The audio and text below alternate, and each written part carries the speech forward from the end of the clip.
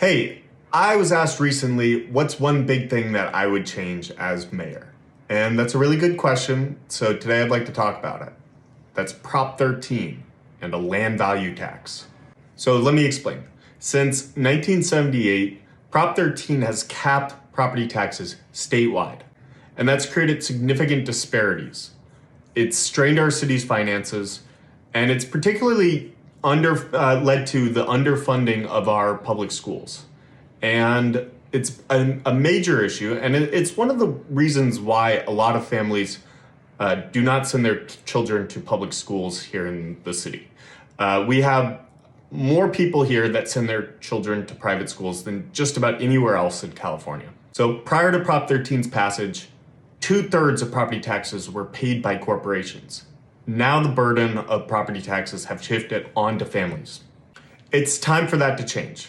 As your mayor, I will advocate for a phased reform of Prop 13 and a transitioning from property taxes to land value taxes. This shift will focus on taxing the land itself, not the buildings on top of that land. This will encourage the development of new housing without the penalty of additional taxes. And by getting our tax structure right, we can remove impact fees that are currently burdensome to the development of new housing. San Francisco has more of these impact fees than just about anywhere in California. They act as a hidden tax, they discourage building, and they complicate our housing crisis. So how would I, as mayor, accomplish this? It's a state matter after all, right? Well, I would view my role as mayor as that of a movement mayor that works in coalition with leaders from other cities and counties and at the state level to build popular support for reform.